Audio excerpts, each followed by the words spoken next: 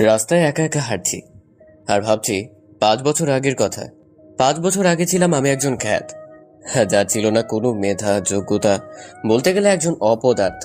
কিন্তু ভাগ্যের কি পরিহাস, আজ আমি একজন সরকারি চাকরিজীবী। বাংলাদেশের সবচেয়ে বড় বড় ব্যাংকগুলোর মধ্যে রাজশাহী কৃষি উন্নয়ন ব্যাংক অন্যতম। এই ব্যাংকে গত 5 বছরে আমি সবচেয়ে বড় পদের প্রমোশন পাই। এখন আমার নেই কোনো টাকার অভাব, বাড়ি গাড়ির অভাব, বলতে গেলে বাংলাদেশের টপ বড়লোকদের মধ্যে আমি একজন। এখন বলবো কিভাবে আমি এত বড়লোক হয়ে উঠলাম। 5 বছর আগে সকালে ঘুম থেকে উঠে আব্বু আম্মুর ঝগড়ার শব্দ শুনতে পাই। আমার আব্বু প্রতিদিন আমাকে নিয়ে মায়ের সাথে ঝগড়া করবে, আজও তাই শুরু করে দিয়েছে। আমি ঘুম থেকে উঠে ফ্রেশ হয়ে নাস্তার টেবিলে গিয়ে বসে পড়ি। আব্বু আমাকে দেখে বেশি কিছু না বলে কাজে চলে গেল। আসলে আব্বু আমাকে কিছুই বলতে পারে, আমার উপরে রাগ মায়ের উপর ঝাড়ে। ও, আপনাদের তো আমার পরিচয়টা দেওয়া হলো না। আমি সাইফুল ইসলাম পারভেজ, বাবা মায়ের একমাত্র সন্তান। বাবা কৃষক, মা গৃহিণী, বলতে গেলে একেবারে সবচেয়ে নিম্নবর্তী পরিবারের ছেলে আমি। এখন গল্পে ফেরা যাক। প্রতিদিনের মতো আব্বু মায়ের সাথে ঝগড়া করে মাঠে চলে গেল। আমি নাস্তা করতে টেবিলে বসে পড়ি। তখন আম্মু বলে, বাবা পারভেজ, তুই কি এরকম হয়ে সারা জীবন চলাফেরা করবি? না আম্মু, আমি সিদ্ধান্ত নিয়েছি কালকে থেকে স্কুলে যাব। তুমি আমাকে 570 টাকা ম্যানেজ করে দিতে পারবে? কেন বাবা, তুই এত টাকা কি করবি? তুই জানিস না 500 টাকা হলে আমাদের পরিবারের 3 দিন চলে যায়। জানি আম্মু, আমি টাকা কিছুই করব না। স্কুলের ভর্তি ফি 570 টাকা, তাই বললাম। তুই সত্যি বলছিস বাবা? তুই আবার স্কুলে ভর্তি হবি? হ্যাঁ আম্মু, আমি লেখাপড়া করে বড় হতে চাই, তোমার আর আব্বুর কষ্ট দূর করতে চাই। তাই যেন হয় বাবা। তুই আমাকে 2টা দিন সময় দে, আমি তোকে টাকা ম্যানেজ করে দিব। ওকে আম্মু, আমার লক্ষ্মী আম্মু। হয়েছে হয়েছে, আর দরদ দেখাতে হবে না। নে এবার নাস্তা কর, আমাকে কাজে যেতে হবে। তারপর নাস্তা করে রুমে চলে এলাম। রুমে বসে মা বাবার জন্য স্বপ্ন দেখছি। 2 দিন পর থেকে মা বাবার স্বপ্ন পূরণের জন্য আমাকে লেখাপড়া করতে। এদিকে মা আমার টাকার জন্য মানুষের বাড়িতে কাজ করতে যায়। গরিব ঘরে জন্ম নিয়ে বুঝতে পারছি পৃথিবীটা কত কঠিন। রাত 9টা হবে, মা বাসায় ফিরে এলো। সারাদিন মানুষের বাড়িতে কাজ করছে। মাকে দেখে আমার কান্না পাচ্ছে, মনে হচ্ছে সারাদিন অনেক কষ্ট করেছে। মা, মা, ও মা, তুমি কান্না করছো কেন? ও তুই বুঝবি না, এই কান্না আনন্দের কান্না। প্রত্যেকটা ছেলে মেয়ের জন্য পিতা মাতার কান্না কিছুই না। এই নে 600 টাকা, আর ভালো করে লেখাপড়া করবি। না আম্মু, আমি লেখাপড়া করব না। আমি তোমার কষ্ট সহ্য করতে পারি না। পাগল একটা, তুই লেখাপড়া না করলে কিভাবে আমাদের কষ্ট দূর করবি? ওকে আম্মু। তারপর মাও আমি ডিনার করে রুমে গিয়ে ঘুমিয়ে পড়ি। সকালে আম্মু ডাকে, ঘুম থেকে উঠি। ফ্রেশ হয়ে স্কুলের জন্য রেডি হই নাই, কারণ বাসা স্কুল 4 কিলোমিটার রাস্তা। তারপর 4 কিলোমিটার রাস্তা হেঁটে স্কুলে চলে আসি। ও, আপনাদেরকে তো আমার স্কুলের নামটাই বলা হলো না। জল ঢাকা সরকারি মডেল পাইলট উচ্চ বিদ্যালয়। স্কুলে এসে সোজা হেড স্যারের রুমে চলে গেলাম। তারপর ভর্তি 10ম শ্রেণীতে। আপনারা হয়তো ভাবছেন কেউ একেবারে 10ম শ্রেণীতে কিভাবে ভর্তি হতে পারে, কারণ আমি 9ম শ্রেণী পর্যন্ত পড়ালেখা করেছি। কিন্তু টাকার অভাবে টাকার বললাম না। তারপর পিয়ন আমাকে আমার সবগুলো বই দিয়ে দিল। তারপর আমাকে নিয়ে ক্লাসরুম যেতে চাইলে হেড স্যার বলল, চলো পারভেজ, আমি তোমাকে ক্লাসরুম দেখিয়ে দিয়ে আসি। Okay sir. তারপর হেড স্যার আমাকে 3 তলার 16 নং কক্ষে নিয়ে গেল এবং ক্লাসের সবার সাথে আমার পরিচয় করিয়ে দেয়। ও হ্যালো পারভেজ, তোমাদের নতুন বন্ধু অনেক ভালো ছাত্র। তোমরা সবাই পারভেজের সাথে পরিচয় হয়ে নাও। Okay sir. তারপর স্যার চলে গেল। আমি গিয়ে পেছনের সিটে বসে পড়ি। এখনো কোনো বন্ধু বান্ধব হয়নি। ও, আমি একজন কমার্সের ছাত্র। আসলে আমার ছোট থেকে ইচ্ছে ছিল আমি একজন ব্যাংকার হব, তাই কমার্স নিয়ে পড়ছি আর কি। সবগুলো ক্লাস করে বাসায় চলে আসি। প্রথম দিন তো তাই বেশি একটা ভালো কাটলো না। বাসায় এসে ফ্রেশ হয়ে রুমে বসে আছি, তখন মা এসে বলল, পারভেজ বাবা, তোর স্কুলের প্রথম দিন কেমন কাটলো? অনেক ভালো আম্মু, তোমাকে বলে বোঝাতে পারবো না। হয়েছে, আবার দুপুরের খাবার খেয়ে যা, তারপর ঘুমিয়ে পড়। ওকে আম্মু। তারপর ফ্রেশ হয়ে লাঞ্চ করে নিই, রুমে এসে ঘুমিয়ে পড়ি। ঘুম থেকে উঠে পড়তে বসি। আসলে আমাকে যে বাবা মায়ের স্বপ্ন পূরণ করতে হবে, অনেক রাত পর্যন্ত পড়া পড়ে ঘুমিয়ে পড়ি। সকালবেলা ঘুম থেকে উঠে ফ্রেশ হয়ে কিছুক্ষণ পড়া পড়ে আবারও স্কুলে চলে গেলাম। নিয়মিত সবগুলো ক্লাস কয়টা থাকি। এভাবে কেটে যায় 6 মাস। এর মধ্যে 2জন ছেলে আমার বন্ধু হয়েছে। একজনের নাম মিজু ও আর একজন স্বপন। আর 3 দিন পর প্রথম সেমিস্টার পরীক্ষা। তাই স্যার আজকে ক্লাস না করে পরীক্ষার রুটিন দিয়ে গেল। স্যার বলল, এই রুটিন অনুযায়ী তোমাদের প্রথম সেমিস্টার পরীক্ষা নেওয়া হবে। পরীক্ষার ফি 300 টাকা। স্যার আমি একটা কথা বলতে চাই। ওকে, বলো। স্যার পরীক্ষার ফিটা না নিলে হয় না? আমাদের কাছে টাকা নেই। ও, এই ব্যাপার। যারা পরীক্ষার ফি দিতে পারবে না তারা হেড স্যারের সাথে আবেদন করবি, তাহলেই হয়ে যাবে। পারবেশ, তোমার তো হেড স্যারের সাথে অনেক মিল, তুমি বললেই হয়ে যাবে। Okay sir. তারপর স্যার ক্লাসরুম থেকে বেরিয়ে গেল। আমিও পরীক্ষার রুটিন খাতায় লিখে নিয়ে বাসায় চলে আসি। ফ্রেশ হয়ে পড়তে বসি, কারণ 3 দিন পর পরীক্ষা। যেভাবেই হোক আমাকে পরীক্ষায় প্রথম হতেই হবে। 3 দিন পর আজকে প্রথম সেমিস্টার পরীক্ষা। সবাই সেজে গুজে নামি দামি পোশাক পরে পরীক্ষা দিতে এসেছি। শুধু আমি প্রতিদিন যে শার্ট গায়ে দিয়ে স্কুলে আসি, আজও সেই শার্ট গায়ে দিয়ে পরীক্ষা দিতে এসেছি। পরীক্ষা রুমে ঢুকতে যাব তখনই একটা মেয়ের সাথে ধাক্কা খেয়ে মেয়েটা মাটিতে পড়ে গেল। মাটি থেকে উঠে মেয়েটা আমাকে বলতে লাগলো, ছোট লোকের বাচ্চা, চোখে দেখতে পাস না? তোর সাহস কি করে হয় আমাকে ধাক্কা দেওয়ার? সরি। মেয়েটা ঠাস ঠাস করে আমার গালে চড় মারে এবং আমার জামার কলার ধরতে যাবে তখনই ওই মেয়ের একটা ফ্রেন্ড চলে আসে। এসেই বলতে লাগলো, সীমাই শাসি, এই ছোট লোকের বাচ্চা শরীর স্পর্শ করেছিস? একটু দেখিস না, এক জামা কাপড় পরে প্রতিদিন স্কুলে আসে। তুই ঠিক বলেছিস লিজা, এই খ্যাত ছেলেটার গায়ে হাত দিলে আমাদের সম্মান নষ্ট হয়ে যাবে। দেখিস গা থেকে কিরকম দুর্গন্ধ বেরোচ্ছে। কোথা থেকে এরকম খ্যাত ছেলে যে স্কুলে আসে? ছি ছি। একদম দোষ, খ্যাত একটা। মেয়ে দুইটার কথা শুনে চোখে পানি এসে গেল। কারণ স্কুলের সবাই আমাকে নিয়ে অনেক মজা করে, কারণ আমি গরিব বাবা মায়ের সন্তান। প্রতিদিন একটা জামা কাপড় পরে স্কুলে আসি। গেটের মধ্যে ঘটে যাওয়া ঘটনাটার দোষ ছিল মেয়েটার নিজের। মেয়েটা নিজে এসে আমাকে ধাক্কা দিয়েছিল। কি করার, আমি গরিব, চাইলেও এই বড়লোক বাবার মেয়েদের কিছুই বলতে পারবো না। আমি তো স্কুলে ভর্তি হয়েছি মায়ের স্বপ্ন পূরণ করার জন্য, তাই চুপচাপ দাঁড়িয়ে তাদের কথা শুনতে লাগলাম। মেয়েটা আরো কিছু কথা শুনে পরীক্ষার রুমে চলে গেল। আমিও আমার সিট খুঁজতে লাগলাম। অবশেষে আমার সিটটা পেয়ে গেলাম। আমার পাশে একটা মেয়ে বসে আছে। মেয়েটা দেখতে শুনতে একদম সিনেমার নায়িকার মতো, যে কেউ প্রথম দেখায় ক্রাশ খেয়ে যাবে। আমি আবার এসব কুখাদ্য খাই না। আমি গরিব, একটা খ্যাত ছেলে, স্কুলের সবার মজার পাত্র, তাই সিটে মাথা নিচু করে বসে আছি। তখন আমাদের নীরবতা ভেঙে মেয়েটি বলল, হাই, আমি কানিস। আমি চুপচাপ বসে আছি, কোনো কথা বলার সাহস পাচ্ছি না।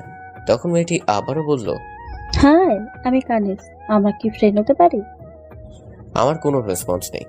আসলে মেয়েদের সাথে কথা বলতে আমার ভয় লাগে। মেয়েরা কখন যে কি করে তা বোঝা যায় না। তাই বেশ কিছুক্ষণ ভেবে আমি বললাম, হ্যালো, আমি পারভেজ। তাহলে ফ্রেন্ড? আমি চুপচাপ।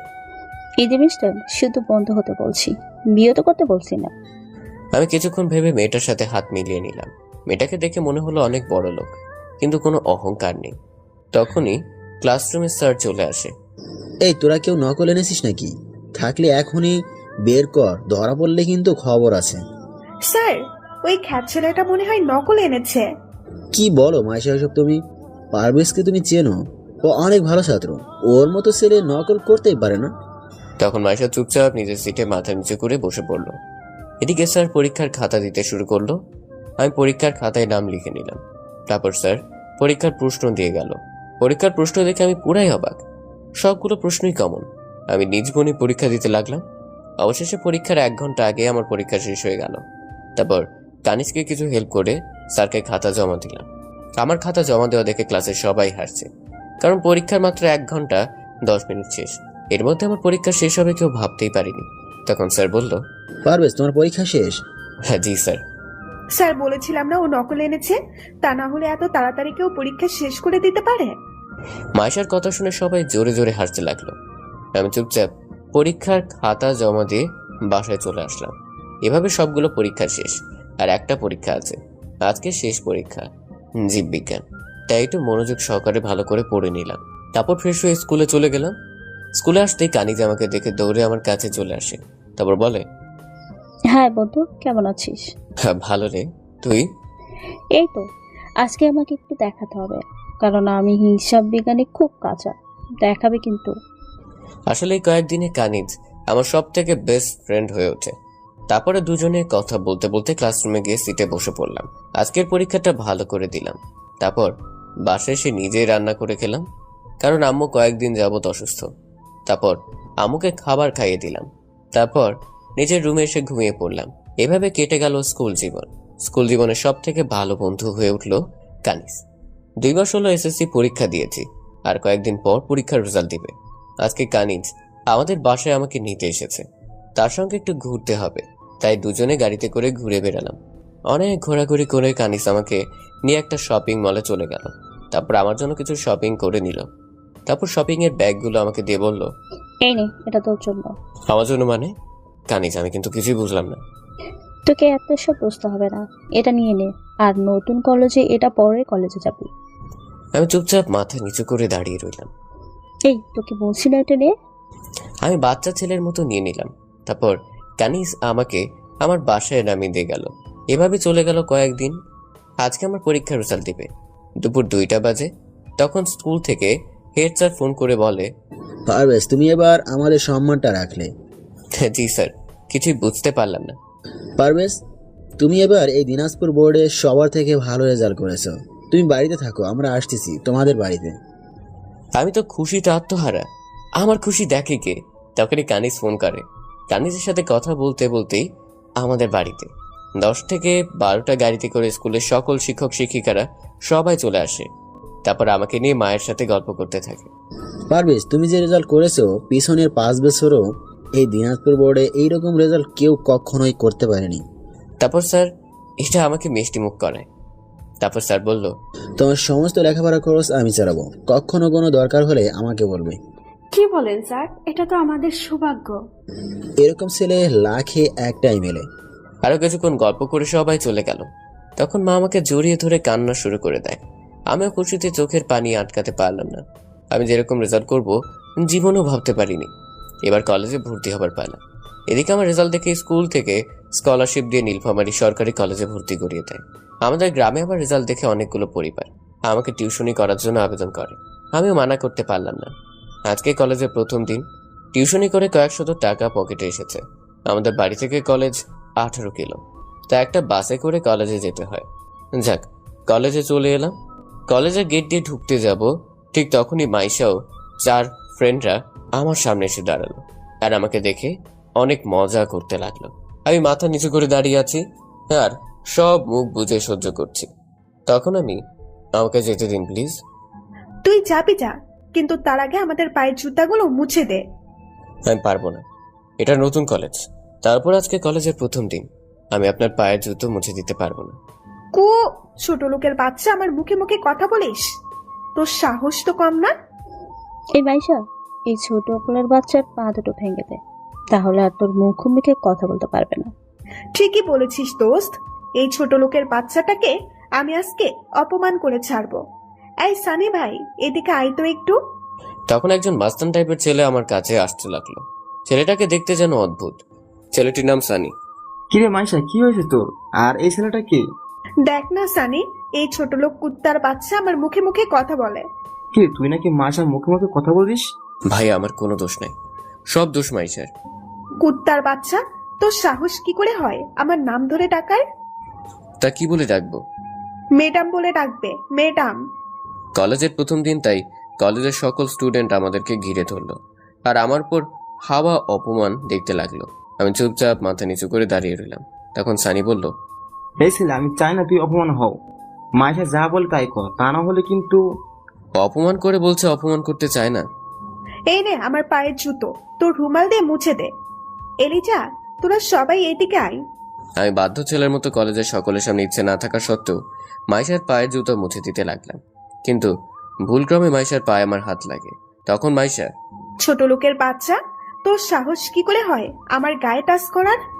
এই বলে আমার বুকে একটা জোরে লাথি মারলো। আমি সহ্য করতে না পেরে একটু দূরে গিয়ে মাটিতে পড়ে গেলাম। কলেজের ছোট বড় সবাই আমাকে দেখে জোরে জোরে হাসছে। তারপর মাইশা সেখান থেকে তার বান্ধবীদের নিয়ে চলে গেল। আমি মেয়েটার কি এমন ক্ষতি করেছি যে মেয়েটা আমার উপর এরকম অপমান অত্যাচার করছে? আমাকে ভাবে পড়ে থাকা দেখে সবাই সেখান থেকে চলে গেল। তখন কানিস আমার কাছে চলে আসে। কানিস নামটা পরিবর্তন করা হয়েছে, কানিস ইতি করা হয়েছে।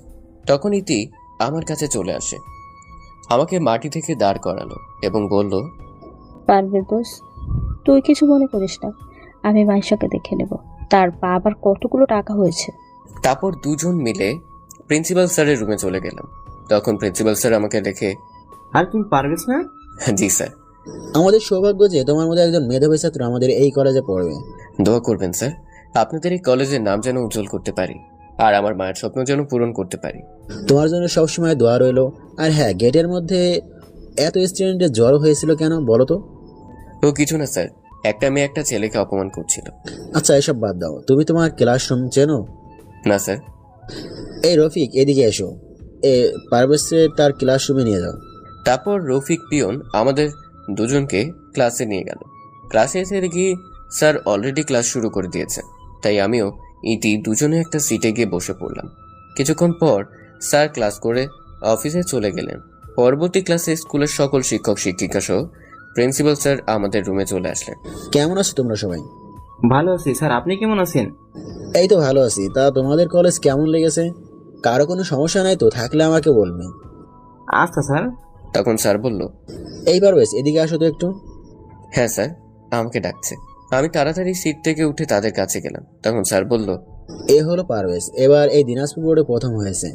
আমাদের কলেজের গর্ব। সবাই পারভেজের জন্য একটা জোরে করতালি দাও।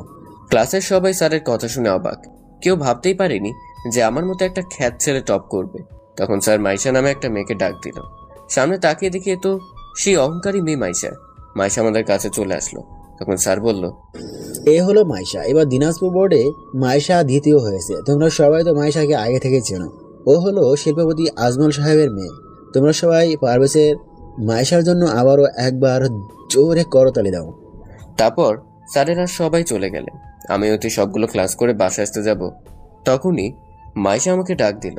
আমি ইতিকে নিয়ে তাড়াতাড়ি হাঁটতে লাগলাম। এই ছোট লোকের বাচ্চা, দাঁড়া এখানে। তা না হলে কিন্তু এই কলেজ থেকে বের করে দেবো সারা জীবনের জন্য। কথাটি শুনে আমার প্রচন্ড রাগ উঠে গেল।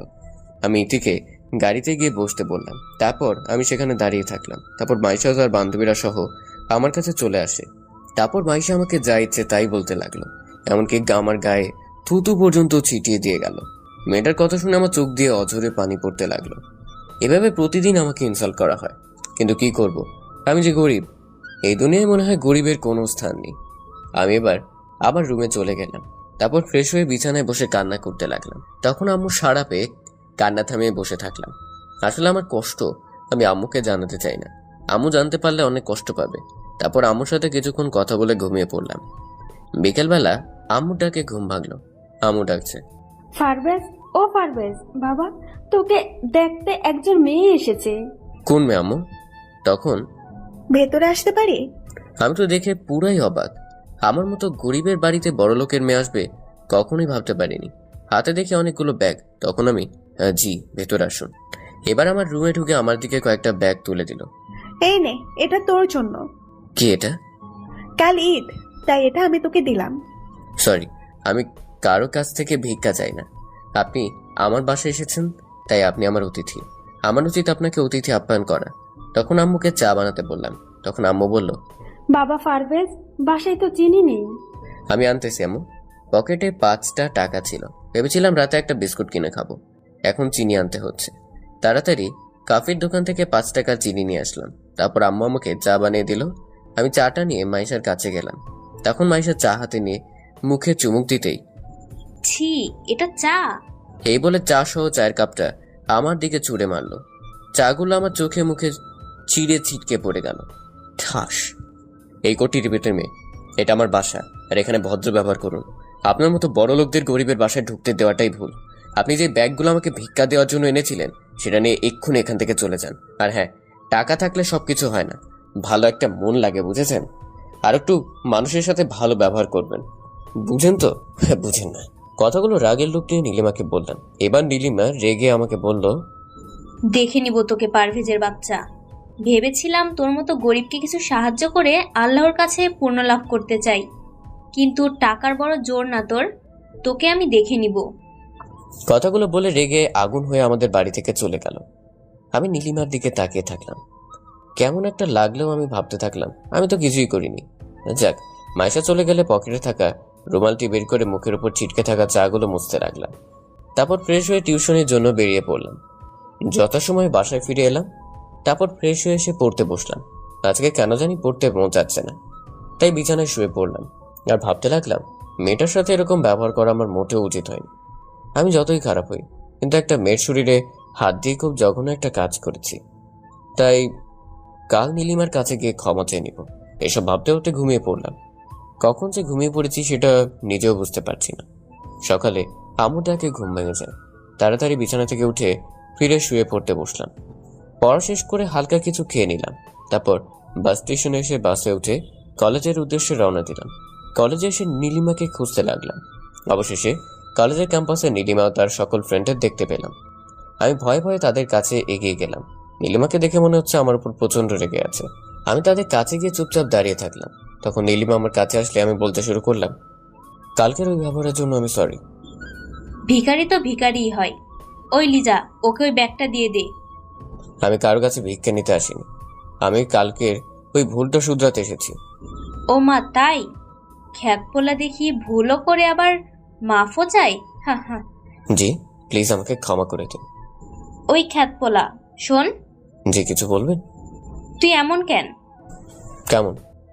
তোকে এত অপমান করি আমরা, তবুও তুই এখন এই কলেজে আসিস কেন? জানো তো, গরিব মানুষের অর্থ না থাকলেও স্বপ্ন হাজার থাকে। তার মধ্যে এটা আমার আম্মুর স্বপ্ন। এটা বলে আমি ক্লাসে চলে গেলাম। ক্লাসে এসে এটিকে নিয়ে বসে গল্প করতে লাগলাম। তখন নীলিমা আমাদের ক্লাসে চলে আসে। ওই খ্যাত পোলা, তুই এই ইতির সাথে এত কথা বলিস কেন? কেন? ও আমার বেস্ট ফ্রেন্ড। আপনার মতো বড় লোক হলেও ওর কোনো অহংকার নেই। ও মা, তাই? এত ভালো? তা আমাকে একটু সুযোগ দিয়ে না ভালো হওয়ার। আপনাকে আবার কি সুযোগ দিব? আপনি তো টাকার অহংকার দেখাতে ব্যস্ত। দুজনে কথা বলছি, তখন এটি শুধু আমার আর নীলিমার কথা মনোযোগ দিয়ে শুনছে। তখন ওই ক্লাসের স্যার চলে আসে। সবগুলো ক্লাস করে বাসায় চলে আসলাম। বাসায় এসে ফ্রেশ হয়ে ঘুমিয়ে পড়লাম। আর চিন্তা করতে লাগলাম, পকেটে এত টাকা নেই, তাই আজকে টিউশনি করাতে গিয়ে কিছু টাকা চেয়ে নিব। তা না হলে কালকে কলেজে যেতে পারবো না। যথাসময়ে ঘুম থেকে উঠিয়ে টিউশনের জন্য বেরিয়ে পড়লাম। টিউশনি শেষ করে আঙ্কেলকে টাকার কথা বললাম। তখন অঙ্কের 1000 টাকা এনে দিল। তারপর টাকা নিয়ে বাসায় চলে আসলাম। বাসায় এসে দেখি অনেকগুলো লোক আমাদের বাসায় বসে আছে। সঙ্গে কিছু মিষ্টিও, আমার জন্য কিছু ফলমূল ও কাপড় নিয়ে এসেছে। আমি তাদেরকে দেখে সালাম দিলাম, আসসালামু আলাইকুম। ওয়ালাইকুম আসসালাম। ওদের মধ্যে আমি একজনের সাথে পরিচিত। উনি হলো জীবন্তরী পাঠশালার প্রতিষ্ঠাতা পরিচালক অফিসার রহমান। তোমার জন্য আমাদের গ্রাম অনেক প্রশংসনীয়। তোমার মতো ছেলে খুঁজে পাওয়া মূল্যবান। তুমি বলো, তুমি ভবিষ্যতে কি হতে চাও?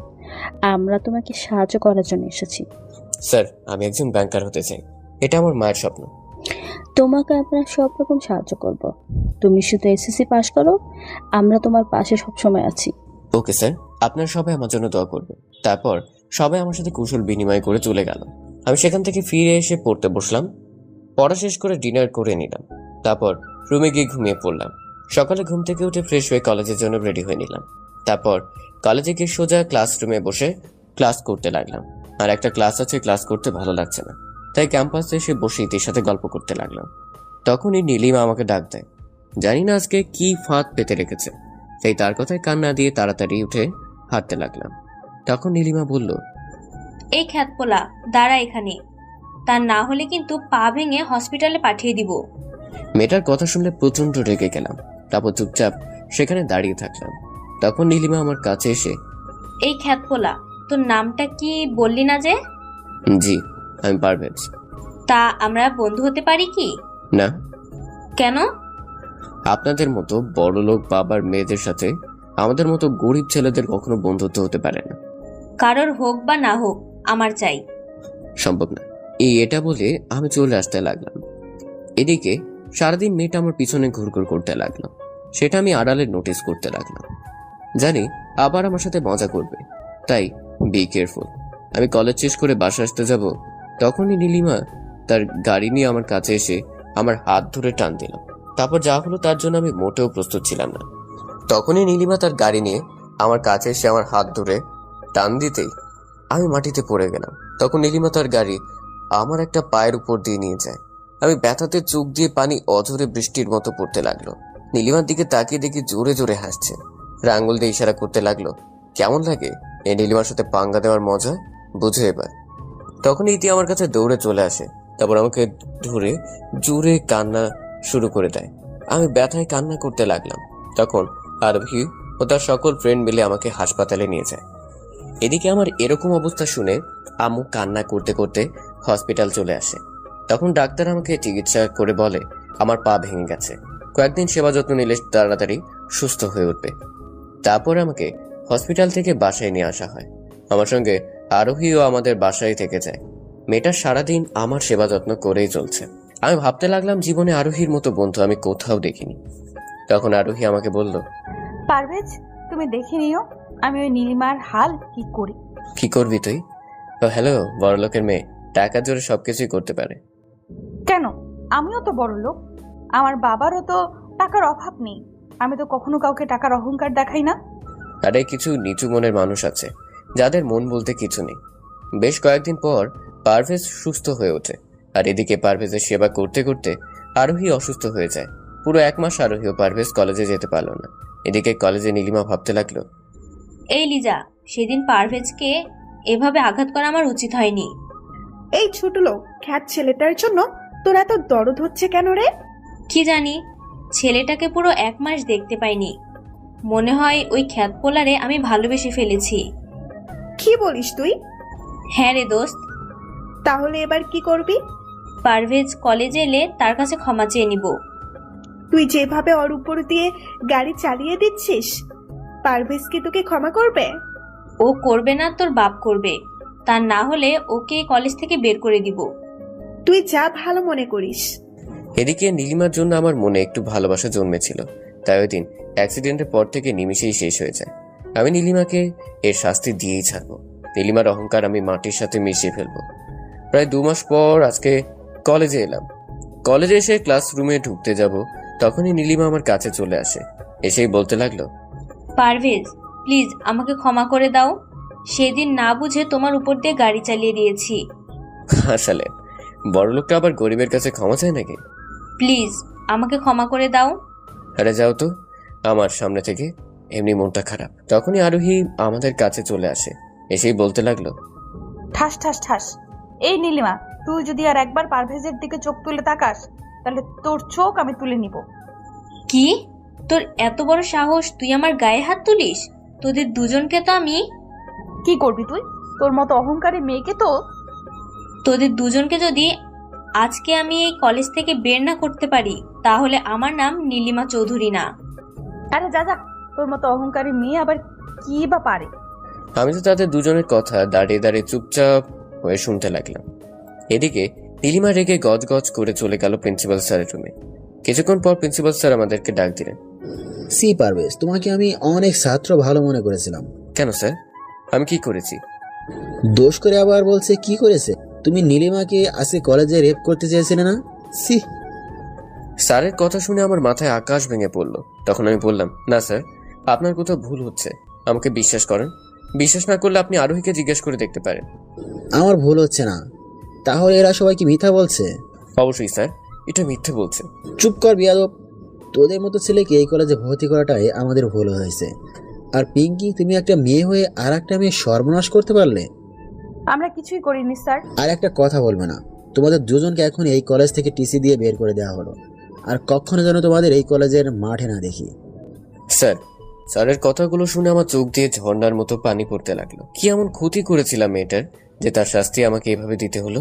কলেজের সকলের সামনে অপবাদ নিয়ে আমি বাসায় আসতে যাব, তখনই মাঠের মধ্যে নীলিমা আমার সামনে এসে দাঁড়ালো। কেমন লাগছে চান্দু? দিলাম তো এই কলেজ থেকে বের করে। এবার মজা বুঝতে পারবি এই নীলিমার সাথে পাঙ্গা নেবার পরিণাম কি হতে পারে। নীলিমা, তোমার কি এমন বড় ক্ষতি করেছি আমি? ঠাস, তোর সাহস তো কম না, আমার নাম ধরে ডাকিস। আর হ্যাঁ, তোর মতো ছোট লোককে দেখলে আমার গা জ্বলে ওঠে। যাভা এই কলেজ থেকে। আর এই আরোহী, তুই যে এত বড় বড় কথা বললি, এখন কি হলো তোর? নীলিমা, তোকে আমি দেখে নিব। তারপর আর কোনো কথা না বলে কান্না করতে করতে বাসায় চলে আসলাম। বাসায় এসে ফিরে এসো রুমে বসে কান্না করতে লাগলাম। তখনই আম্মু আমার রুমে চলে আসে। এসে বলতে লাগলো, পারভেজ, কি হয়েছে বাবা তোর? না মা, কিছু না, এমনিতেই। এভাবে কান্না করছিস কেন বাবা? তোর কি কিছু লাগবে? জানিস তো আমরা গরিব। আমাকে কিছু লাগবে না আম্মু। তাহলে এভাবে কাঁদার কি আছে বাবা? আম্মু, আমি মনে হয় তোমার স্বপ্ন পূরণ করতে পারলাম না। লাগবে না আমার স্বপ্ন পূরণ করতে তোকে, তুই আমার পাশে থাকলেই হবে। তখন আম্মু আমাকে জড়িয়ে ধরে জোরে জোরে হাউমাউ করে কান্না করতে লাগলো। আমি আম্মুকে সান্ত্বনা দিতে লাগলাম। তখন বাড়ির বাইরে একটা গাড়ির হর্নের শব্দ শুনতে পাই। দুজনে কান্না থামিয়ে বাইরে বের হয়ে দেখি আরোহী তো আর বাবা গাড়ি নিয়ে আমাদের বাড়িতে এসেছে। তখন আরোহীর আব্বু বলে, পারভেজ, তুমি যদি কিছু মনে না করো তাহলে আরোহীর সাথে তুমি রংপুর কারমাইলের কলেজে পড়তে পারো। কিন্তু আঙ্কেল, আমার কাছেও তো টাকা নেই। টাকা নিয়ে তোমাকে চিন্তা করতে হবে না, আমরা সবাই মিলে আমাদের রংপুরের বাসাটা থেকে থাকবো। তুমি ওখানে থেকে পড়ালেখা করতে পারবে আরোহীর সাথে। কিন্তু আঙ্কেল, কোনো কিন্তু নয়, তুমি আজকে আমাদের সাথে যাবে, কাল থেকে তুমি আরোহীর সাথে কলেজ করবে। কি বলো পারভেজ, তুমি যাবে না? আব্বা আম্মুকে ছেড়ে কোথাও যাব না। আমি আর পড়ালেখা করতে চাই না। যেখানে শুধু বড় লোকদের ক্ষমতা চলে সেখানে আমি থাকতে চাই না। তুই যা বাবা আমাদের ছেড়ে। ভালো করে লেখাপড়া না করলে আমাদের স্বপ্নটা কিভাবে পূরণ হবে বল বাবা। কিন্তু আম্মু, তোমাদের কি হবে? তোমাদেরকে ছেড়ে আমি থাকতে পারবো না। আমাদেরকে নিয়ে তোকে চিন্তা করতে হবে না, তুই যা। আমি দোয়া করি তুই অনেক বড় একজন মানুষ হ।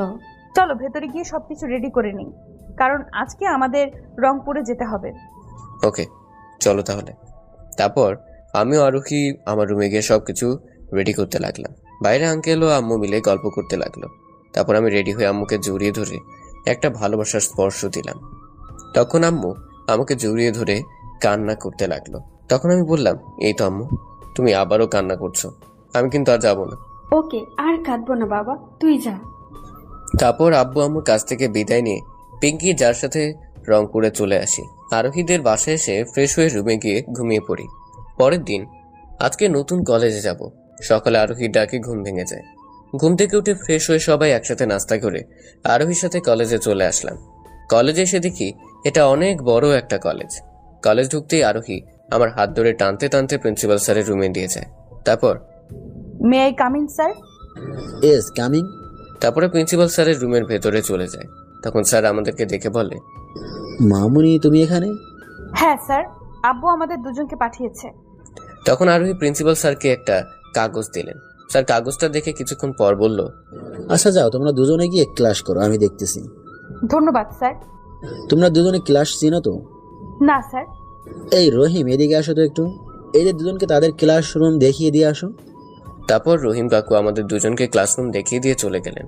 ক্লাসে এসে দেখি স্যার আগে থেকেই ক্লাস করাচ্ছে, তাই চুপচাপ একটা সিটে গিয়ে বসে পড়লাম। স্যার ক্লাস করে বেরিয়ে চলে গেলেন। তখন প্রিন্সিপাল স্যার এসে ক্লাসের সবার সাথে আমাদের পরিচয় করিয়ে দিলেন।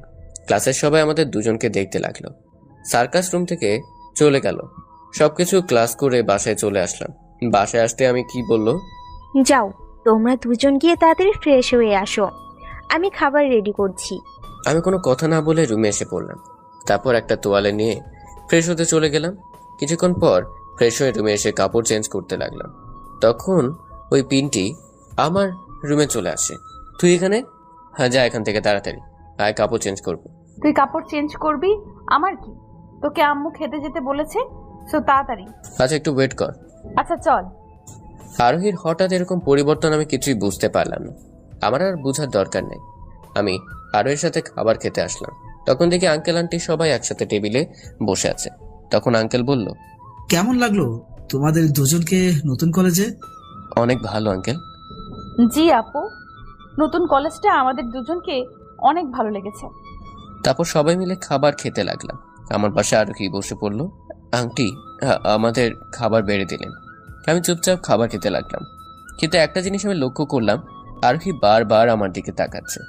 আরোহীর চোখের ভাষা দেখে বোঝা যায় এটা বন্ধুত্বের ভাষা নয়, এটা তো ভালোবাসার দৃষ্টিতে তাকিয়ে আছে পিঙ্কি আমার দিকে। এভাবে তাকিয়ে থাকলে আমি খাবার খেতে পারি না। আমার কথা শুনে আরোহী মাথা নিচু করে খাবার খেতে লাগলো। বাহ, মেয়েটা যদি অনেক লজ্জা আছে। আন্টি আঙ্কেল আমার কথা শুনে জোরে জোরে হাসতে লাগলো। আরোহী মাথা নিচু করে খাবার খেতে লাগলো। খাবার খেয়ে রুমে এসে বিছানায় শুয়ে পড়লাম। তখন আম্মুর কথা মনে পড়ে গেল। আম্মুর কথা ভাবতে লাগলাম। তখনই দরজায় কে যেন টোকা দিল। আমি বিছানা থেকে উঠে গিয়ে দরজা খুলে দেখি আরোহী দাঁড়িয়ে আছে। তুই এখানে এসেছিস কেন? এখানে আসলে তোর কোনো সমস্যা? না, সমস্যা হবে কেন? আসলে তোকে একটা কথা বলতে এসেছিলাম। কি বলবি বল। কিভাবে যে বলি, আমার লজ্জা করছে। লজ্জা করলে বলবি না? আচ্ছা যা, তোকে অন্যদিন বলবো। আচ্ছা তাহলে যা এখান থেকে এখন। আরে যাচ্ছি যাচ্ছি, এত কথা বলিস কেন? তোকে যেতে বলেছি, যা। তখন আরোহী আমার রুম থেকে চলে গেল আর আমি দরজা লাগিয়ে দিয়ে শুয়ে পড়ি। শরীরটা অনেক ক্লান্ত। বিছানায় শুয়ে শুয়ে ভাবতে লাগলাম, হঠাৎ করে আরোহী এত পরিবর্তন কিভাবে হলো? তার মানে আরোহী কি আমাকে... না না, তা হবে কেন? আরোহী তো আমার বেস্ট ফ্রেন্ড, তার উপর তাদের বাসায় আমি থাকি। এইসব ভাবতে ভাবতে ঘুমিয়ে পড়ি। একেবারে সন্ধ্যার দিকে ঘুমটা ভেঙে গেল। ঘুম থেকে উঠে ফ্রেশ হয়ে আরোহীদের ছাদে চলে গেলাম। ছাদে গিয়ে দেখি আরোহী কার সাথে যেন কথা বলছে আর জোরে জোরে হাসছে। আরোহীকে এভাবে হেসে হেসে কথা বলা দেখে আমার মনটা যেন কেমন করতে লাগলো। তখন আরোহী আমাকে দেখে ফেলে। তার সঙ্গে সঙ্গে ফোনটা কেটে দিয়ে আমাকে বলতে লাগলো, তুই এখানে? কেন আসতে পারি না? আর হ্যাঁ, তুমি কার সাথে এভাবে হেসে হেসে কথা বলছিলে? আমার এক বান্ধবীর সাথে। ও, আমি তো মনে করেছিলাম অন্য কিছু। কি কুত্তা, আমি কার সাথে কথা বলবো? আমার মনে তো শুধু তুই। কি? আমি কিন্তু কিছুই বুঝতে পারছি না। হঠাৎ করে তুই এরকম আচরণ করছিস কেন আমার সাথে? সেটা তোকে বুঝতে হবে না। এভাবে দুজন বসে গল্প করতে লাগলাম। বেশ কিছুক্ষণ গল্প করার পর রুমে এসে পড়তে বসলাম। তখনই আরোহী আমার রুমে চলে আসে। ভেতরে আসতে পারি স্যার? আমি এখন পড়তেছি, এখন ভিতরে আসা নিষেধ।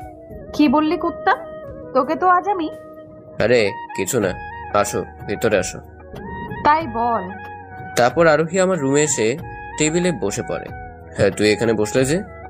তোর সাথে পড়বো তাই। ও, তারপর দুজনে মিলে পড়তে বসলাম। পড়া শেষ করে সবাই মিলে একসাথে ডিনার করে নিলাম।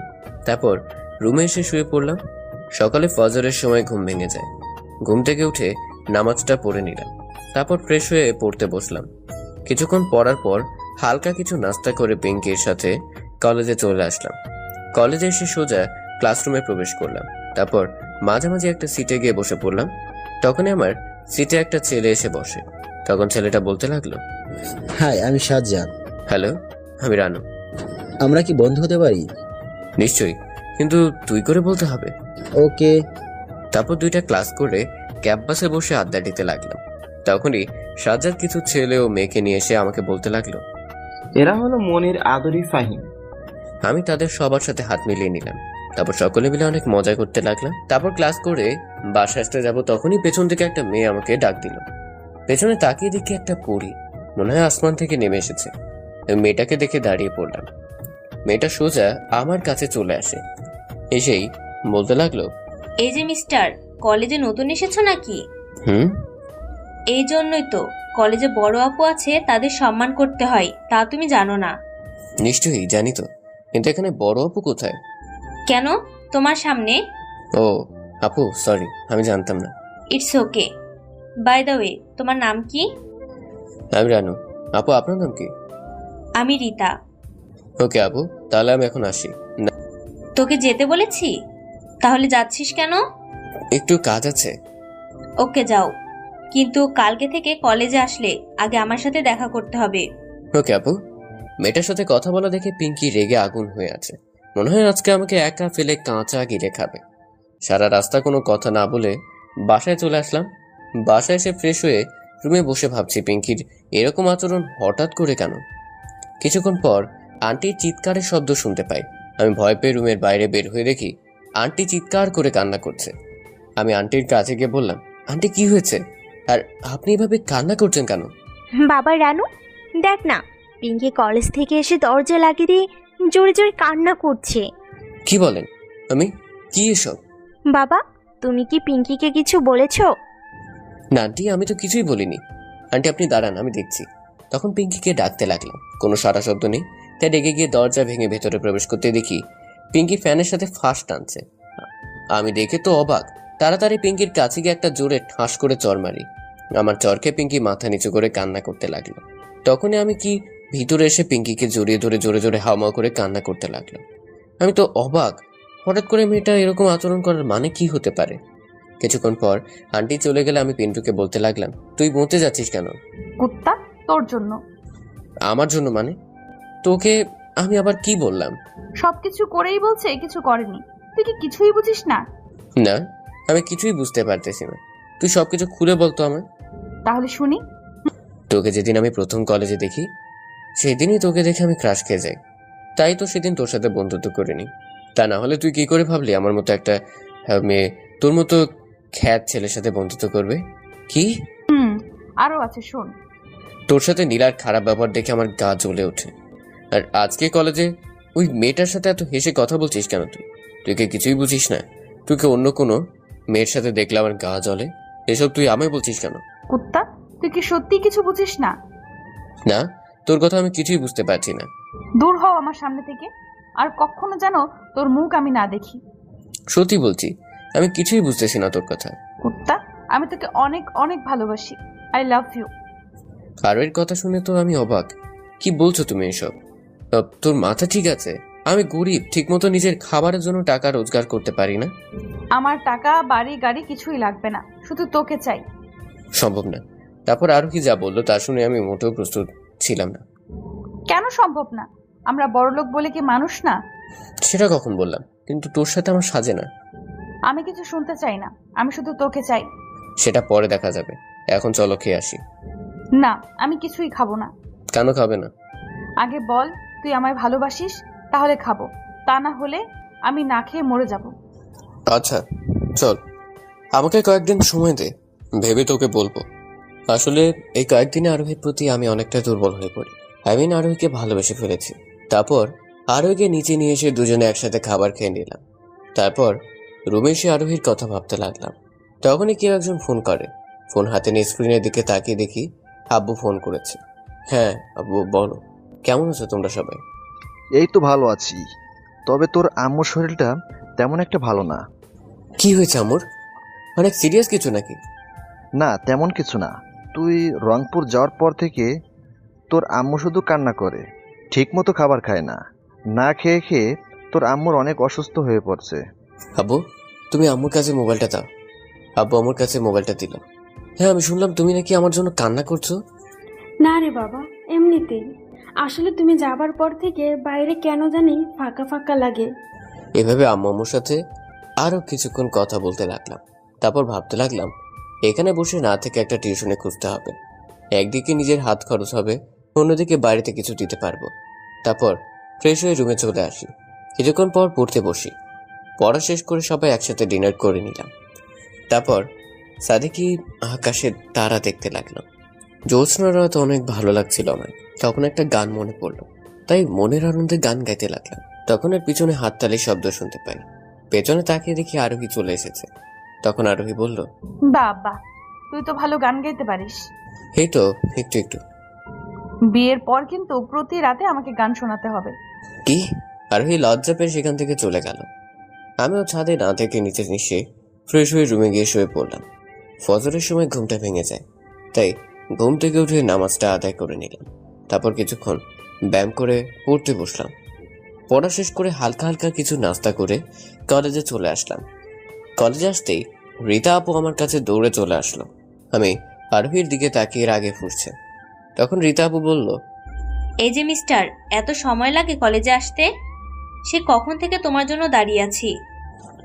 সময় লাগে মানে বুঝলাম না। আমি ঠিক সময় তো এসেছি কলেজে। দেখতেই তো পেলাম। তা এই মেয়েটা কে? ওহো, ভুলে গেছিলাম। ও হ্যালো, আরোহী আমার বেস্ট ফ্রেন্ড। তাই? শুধুই কি বেস্ট ফ্রেন্ড না অন্য কিছু? শুধু বেস্ট ফ্রেন্ড হবে কেন? আমরা দুজন দুজনকে ভালোবাসি। কি? হ্যাঁ আপু। আরোহীর কথা শুনে আমি 480 ভোল্টের শক খেলাম। যাক, কলেজে ক্লাস করে বাসায় চলে আসলাম। তারপর রুমে গিয়ে ফ্রেশ হয়ে একটা টিউশনে খুঁজতে লাগলাম। বেশ কিছুক্ষণ খোঁজার পর একটা টিউশনি পেয়ে গেলাম। আগামীকাল থেকে টিউশনি করাতে হবে। তারপর একা একা বাসায় চলে আসলাম। বাসায় আসতে সন্ধ্যা হয়েছে। বাসায় এসে দেখি আঙ্কেল আন্টি ও আরো কিছু আত্মীয় স্বজন বসে গল্প করছে। আমিও তাদের সাথে গল্প করে ডিনার করে রুমে এসে বসে পড়তে লাগলাম। বেশ ভালো, ইলেকট্রিকের আলোতে পড়তে অনেক ভালো লাগছে। বাইরে লক্ষ্য করলাম আরোহী আমার রুমের পাশে ঘুরঘুর করছে। আমি অন্য কোনো দিকে মনোযোগ না দিয়ে মন লাগিয়ে পড়তে লাগলাম। কিছুক্ষণ পড়ার পর আমি শুয়ে পড়লাম। দরজা লাগাতে ভুলে গেছি। কিছুক্ষণ পর আমি বুঝতে পারলাম আমার চোখে মুখে কিস করছে কেউ একজন। চোখ মেরে দেখি এটা আরোহী আমার সাথে শারীরিক সম্পর্কে লিপ্ত হওয়ার চেষ্টা করছে। আমি এবার তাড়াতাড়ি উঠে আরোহীকে সোজা এক ধাক্কা দিলাম। এসব কি হচ্ছে শুনি? না না মানে কি মানে? না না মানে এটা করলে তো তোমারও চাহিদা মিটবে আর আমারও। কি? তুমি কি ভুলে গেছো এখন আমাদের বিয়ে হয়নি? বিয়ে হয়নি তো কি হয়েছে, একদিন তো হবেই। আমি পারবো না, এসব ভুলভাল ধারণা মাথা থেকে বাদ দিয়ে দাও। না, তোকে পারতেই হবে। আমার চাহিদা আমাকে মেটাতে দে। ছি ছি ছি আরোহী, তুই এতটা খারাপ আমি আগে ভাবতে পারিনি। তুই শুধু আমাকে শারীরিক সম্পর্ক করার জন্য ব্যবহার করেছিস। জি, তাতে কি হয়েছে? এতে তো তুইও সুখ পাবি আর আমিও। তোমার মাথা ঠিক আছে?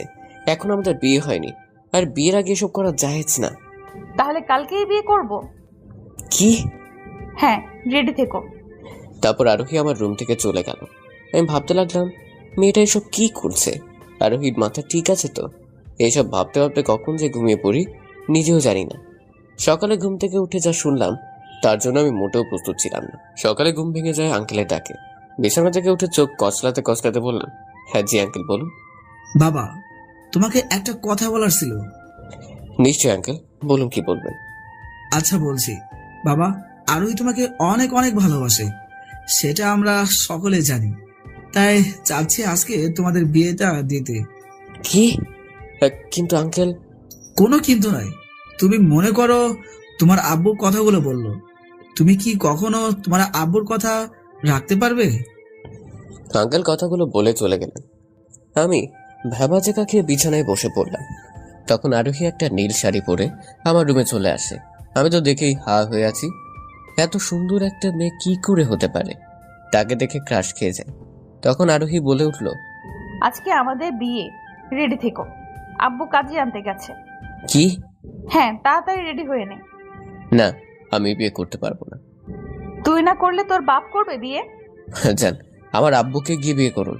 আর কিছু বলতে না দিয়ে আরোহী আমার হাত ধরে টেনে ওয়াশরুমে নিয়ে যায়। তারপর ফিরে এসে নিচে গিয়ে দেখি সবাই বসে গল্প করছে। সামনে তাকিয়ে দেখি আব্বু আম্মু চলে আসে। আব্বু আম্মু কখন এলো? আমি কোনো কিছুই মিলাতে পারছি না।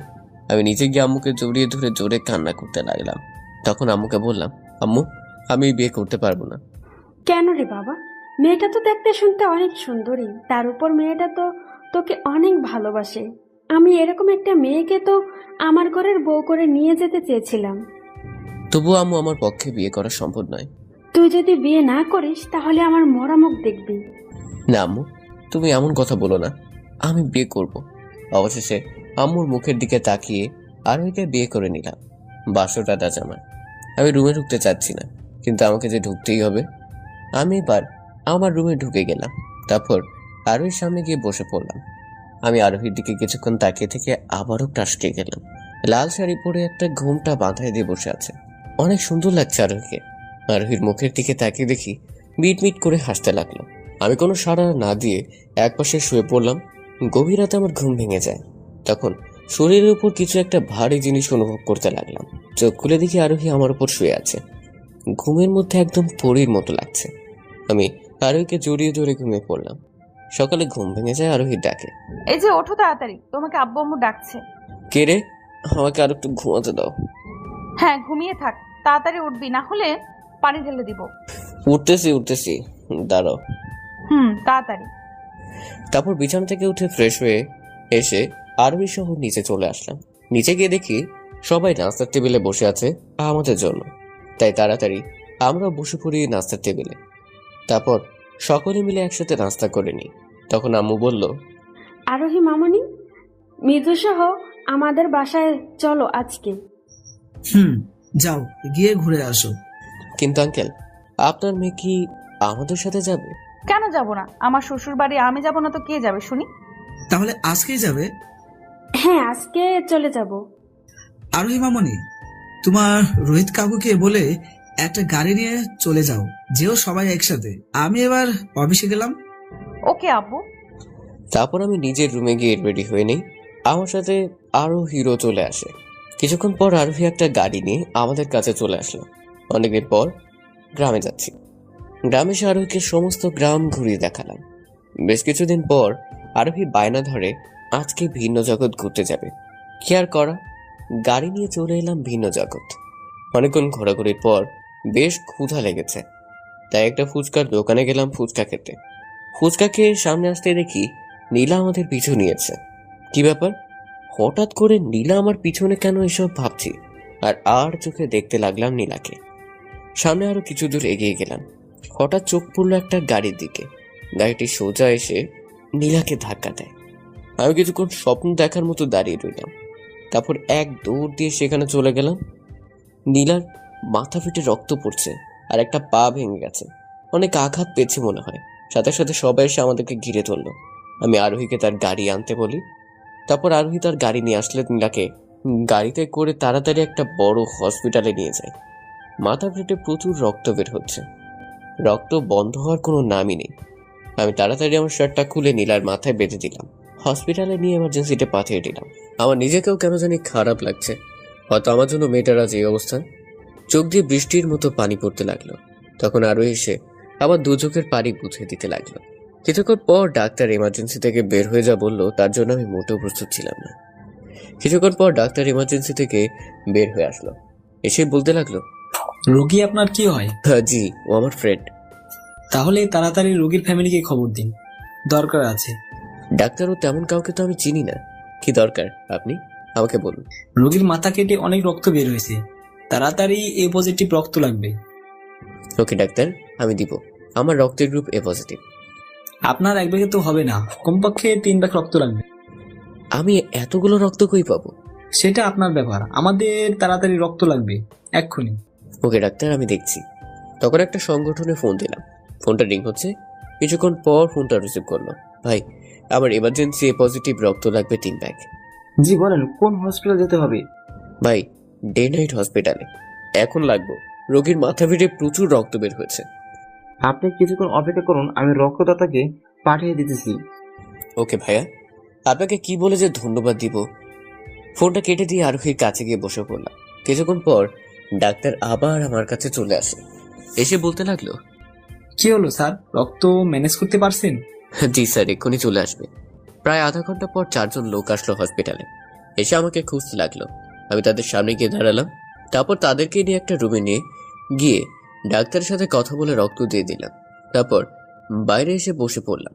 তখন নীলার আব্বুকে ফোন করে সমস্ত ঘটনা খুলে বললাম। নীলার আব্বু হাসপাতালে চলে এলে আমি আরোহীকে নিয়ে বাসায় চলে আসলাম। বাসায় এসে ফ্রেশ হয়ে সবাই মিলে বসে গল্প করতে লাগলাম। তারপর রুমে গিয়ে বসে আছি, তখনই আঙ্কেল ফোন করে তার অফিস যেতে বলল। আমি তাড়াতাড়ি রেডি হয়ে চলে গেলাম আঙ্কেলের অফিসে।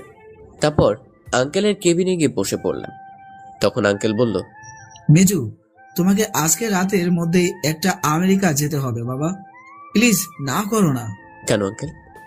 আমাদের কোম্পানিতে বড় একটা ডিল হতে চলেছে, তাই তোমাকে আজকে রাতেই যেতে হবে। আর কালকে অফিসে গিয়ে ডিলটা ফাইনাল করে নেবে। কিন্তু আঙ্কেল, আমি তো এসবের কিছুই জানি না। তোমাকে এসবের কিছু জানতে হবে না, তোমার সাথে ম্যানেজার সাহেব যাবে, ম্যানেজার সবকিছু সামনে নেবে। Okay uncle. তারপর অফিস থেকে সোজা বাসায় চলে আসে। বাসায় এসে আরোহীর কাছে গিয়ে সব ঘটনা খুলে বলি। আরোহী তো আমাকে কোথাও যেতে দিচ্ছে না। তখন আন্টিকে খুলে বললাম। সবাই রাজি হয়ে গেলে সবার কাছ থেকে বিদায় নিয়ে চলে আসি শাহজালাল আন্তর্জাতিক বিমানবন্দরে।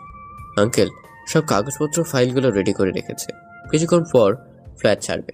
আঙ্কেলের থেকে সবকিছু বুঝিয়ে নিয়ে ফ্লাইটে উঠে পড়লাম।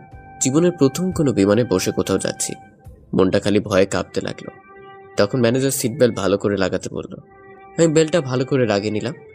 আধা ঘন্টা পর আকাশে কালো মেঘ ভাসতে লাগলো। পাইলটরা সামনের কোনো কিছু দেখতে পাচ্ছে না এবং জোরে জোরে বজ্র চমকাতে লাগলো। ফ্লাইটে সবাই তো ভয়ে অস্থির। কিছুক্ষণ পর প্রচুর হারে বৃষ্টি ও বজ্র শুরু হয়ে যায়। 3 জন পাইলট কার সাথে যেন ফোনে কথা বলতে লাগলো। কিছুক্ষণ পর বিমান আস্তে আস্তে ল্যান্ড করলো। তখনই কিছু একটা বড় জিনিসের সাথে ধাক্কাকে বিমান উল্টে যায়। আমি সহ আরো অনেকগুলো লোক নিজেকে কন্ট্রোল করতে না পেরে মাটিতে পড়ে গেলাম। তারপর আর কিছু মনে নেই। যখন জ্ঞান ফিরল তখন একটা রুমের ভিতর নিজেকে আবিষ্কার করলাম। আমার পাশে একটা ছোট মেয়ে, এই 7 থেকে 9 বছর বয়স হবে এমন হয়। মেয়েটা কিছু বই নিয়ে পড়ছে। আমার জ্ঞান ফিরে দেখে মেয়েটা কাকে যেন ডাক দিল। কিছুক্ষণ পর 2 জন লোক রুমের ভিতরে প্রবেশ করলো, একজন মহিলা ও একজন পুরুষ। তাদেরকে আমি চিনতে পারলাম না। আমার রুমে প্রবেশ করে আমার কাছে এসে বলতে লাগলো, তোমার এখন কেমন লাগছে বাবা? এই তো একটু ভালো লাগছে, কিন্তু আপনারা কে? আপনাদেরকে তো ঠিক চিনতে পারলাম না। আমি কবির চৌধুরী, এই ব্যাংকের জিএম। আমাকে তুমি আঙ্কেল বলে ডাকো। আমি এখানে কেন? আমার নাম কি? বাবা, তোমার নাম তো আমরা জানি না। তুমি আজ 2 বছর ধরে কোমায় ছিলে। কি 2 বছর ধরে কোমায়? জি বাবা, একদিন প্রচন্ড বৃষ্টি পড়ছিল, অফিস থেকে বাসায় আসতে অনেক রাত হয়ে যায়। বাসায় আসার সময় তোমাকে একটা পাহাড়ের পাশে পাই। তোমার মাথায় ফেটে গল গল করে রক্ত বের। আমি তোমাকে তাড়াতাড়ি গাইড করে বাসায় নিয়ে আসি। তারপর আঙ্কেল, আমার কিছুই মনে পড়ছে না। যতদিন না কিছু মনে পড়ছে ততদিন কি এখানে থাকতে পারি? নিশ্চয়, আমাদের কোনো ছেলে নেই, আজকে থেকে তুমি আমাদের ছেলে। কি বলছো বাবা তুমি? আমাদের বাসায় থাকবে, এ তো আমাদের সৌভাগ্য। সেই ছোট মেয়েটিকে উদ্দেশ্য করে, আঙ্কেল এই মেয়েটিকে তো চিনতে পারলাম না। মেয়েটি কে? ও ভালো মারিয়া, আমার একমাত্র মেয়ে, এবার ক্লাস 7-এ পড়ে। তখন মেয়েটা আমার কাছে এসে বলল, আজ থেকে তুমি আমার বড় ভাই। আচ্ছা বাবা, তুমি ফ্রেশ হয়ে নাস্তা করে নিও, আমি অফিসে চলে গেলাম। আচ্ছা আঙ্কেল। তারপর আঙ্কেল আন্টি আমার রুম থেকে চলে গেল। আমি ওয়াশরুমে গিয়ে ফ্রেশ হয়ে নিলাম। তারপর রুমে এসে কাপড় চেঞ্জ করতে লাগলাম। তখনই মারিয়া আমার কাছে চলে আসে। মারিয়া এসে আমাকে নিয়ে নিচে চলে যায়। তারপর মারিয়া, আমি, আন্টি সবাই মিলে একসাথে বসে নাস্তা করে নিলাম। আমার মাথাটা যেন প্রচন্ড ব্যথা করছে। নাস্তার টেবিলে উল্টে পড়ে যায়। বিকালের দিকে চোখ মেলে দেখি ডাক্তার আমার পাশে বসে আছে। মাথাটাও কেন জানি প্রচন্ড ব্যথা করছে। তাই একটু নড়ে চড়ে উঠে বসে ডাক্তারকে বলতে লাগলাম, ডাক্তার সাহেব আপনি এখানে কেন? তোমার আম্মু আমাকে ফোন করে আসতে বলে, আর সেই 4 ঘন্টা থেকে এখানে বসে আছি তোমার জন্য। কি 4 ঘন্টা আমাকে ডাকতে পারেননি? তোমার আম্মু ডাকতে মানা করেছিল। তখন আন্টি মারিয়াকে নিয়ে রুমের ভেতর চলে আসে। এসে বলতে লাগলো, বাবা এখন কেমন লাগছে তোমার? এই তো আন্টি একটু ভালো লাগছে, কিন্তু কেন জানি মাথাটা ব্যথা করছে অনেক। ডক্টর সাহেব, আপনি আমার ছেলেকে ভালো করে দেখুন, কি সমস্যা হয়েছে। ওকে, আমি দেখতাছি। তখন ডাক্তার আমাকে চেক আপ করতে লাগলো। মাথাটা প্রচন্ড ব্যথার কারণে আমি ঠিকমতো বসে থাকতে পারলাম না। তখন আমি ডাক্তারকে বললাম, ডাক্তার সাহেব আমার মাথাটা কেন জানি প্রচন্ড ব্যথা করছে, আমি আর এখানে বসে থাকতে পারবো না। ওয়েট, আমি দেখতাছি তো কি সমস্যা। তখন ডক্টর আমার মাথায় হাত দিয়ে দেখে আমার মাথায় 38টা সেলাই করা, এবং সেলাইগুলো মাথার মাঝামাঝি জায়গায়। ডাক্তার আমার সমস্ত শরীর পরীক্ষা করে নিল। কোন জায়গায় কোনো সমস্যা নেই, শুধু মাথায় সেলাইয়ের জন্য একটু সমস্যা। এই ব্যাপার, তোমার মাথা তো অনেক জায়গায় কেটে গিয়েছিল, তোমার কি কিছু মনে আছে? ডাক্তার আমার কিছুই মনে পড়ছে না। মাথায় বেশি আঘাত পাওয়ার কারণে তোমার সমস্ত স্মৃতিশক্তি হারিয়ে গেছে মনে হয়। আমি এই ট্যাবলেটগুলো লিখে দিলাম, খেয়ে নিও। ডাক্তার আমার স্মৃতিশক্তি কি কখনো ফিরে আসবে না? সেটা আল্লাহই ভালো জানে, তুমি সবকিছু ধীরে ধীরে মনে করার চেষ্টা করো। তারপর ডাক্তার আমাকে একটা প্রেসক্রিপশন দিয়ে চলে গেল।